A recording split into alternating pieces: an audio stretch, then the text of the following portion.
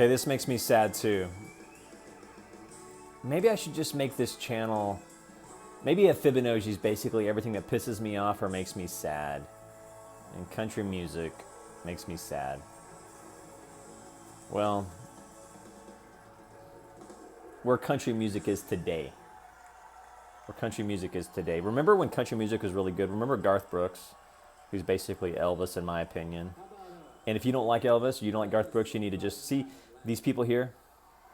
Okay, let me tell you about Garth Brooks. I saw him in Vegas. I know you're like, don't tell me the story where you saw him in Vegas and win. It was the most amazing thing in the world. Okay, no. There's Garth and there's everybody else. They should call the CMA Awards, they should call them the Garth Brooks Awards, because everybody is sort of trying to be like Garth. I'm singing through my nose. I mean, I like that he has chief guitar, trying to be Indian. See, he doesn't know if he wants to be a cowboy or an Indian. But country music, there hasn't been anybody since Garth. I mean, maybe Keith Urban, but remember, Garth took country music and rock and roll and put them together. There's a really good quote that sums up the difference between Garth Brooks and George Strait. And if you like George Strait, go fuck yourself. That's okay. I know you want to like George Strait. Hey, that's your right. But let's talk about Garth Brooks and George Strait, because there is a rivalry, whether you want to admit it or not. Number one, Garth is the man. Garth is the man, and I'm from Oklahoma. So listen, I have a right to like Garth Brooks, and you have a right to like shit or George, you know what I'm talking about. So here you go. There's a quote from Garth Brooks. He says, he was talking about George Strait, who basically just sits there with the guitar, which is okay. Hey, if you like boring music, you like honky-tonk bullshit, that's all right, dog. But Garth Brooks says it this way. He said, people do not go to a concert to listen to a CD. Holy shit. So what else have I given my opinion on? I talked about country music and how it's in the shithole, how Garth Brooks is the man. I even talked about Dodd-Frank. Talked about the Atlantic Falcons. Talked about one of the luckiest human beings on the planet. What else am I going to do? I guess I can talk about Jesus. You want to talk about Jesus? What do you want to talk about? I can talk about the Tea Party. I mean, nobody wants to talk about Tea Party. I mean, nobody wants to hear my opinion on the Tea Party or how progressives have tokenized the holla. So what do we do? I guess we'll talk about, what do you want to do, Bible study? All right, here's your Bible study for the day. The Lord rewarded me according to my righteousness. You're like, you don't have righteousness, John Vinoji. Listen, the Bible defines righteousness as sincerity with God. Isn't that interesting?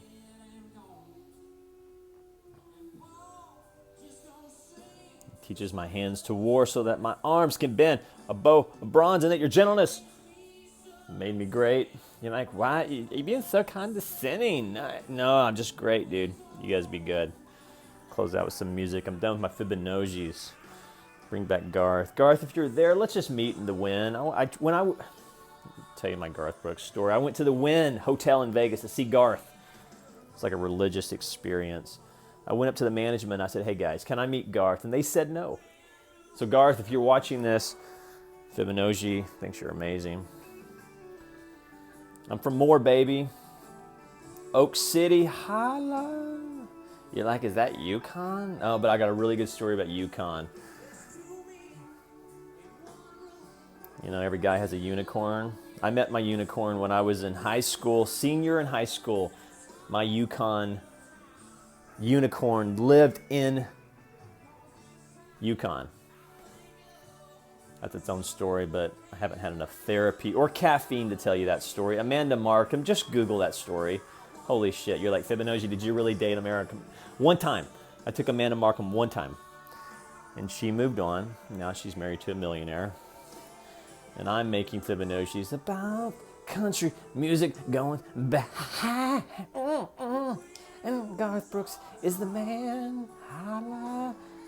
Buenos Buenos. Oh, documentary talk. If you want to see a really good documentary, there's a documentary called 6 Feet from Stardom or something like that. It's a story of backup singers. Or 7 Feet from Stardom. I'll have to Google it. Sometimes I watch so many documentaries that I don't even remember the titles. But I think it's called 6 Feet from Stardom. And it's a story of backup singers. It's really interesting. Let me give you a little Fibonacci holla on it. What is a common denominator of most of the leading backup singers? And I'm talking about from whoever, Mick Jagger to this cat. What is the common denominator of backup singers?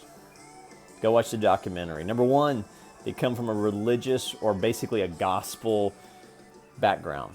A lot of good music starts from Jesus, starts from church. But a lot of backup singers had pastors as fathers.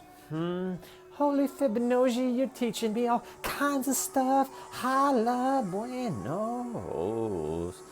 Garth Brooks, please, come on, let me interview you.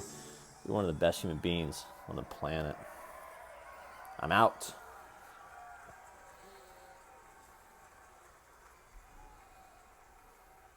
Maybe I should go by Chief. Chief Fibonacci, kind of still from this guy's guitar. Is Chief Fibonacci, is that too much? What are you thinking? I'm thinking of like Sir Fibonacci. I've thought of like, the king. I've thought of maybe the mythic, the legend.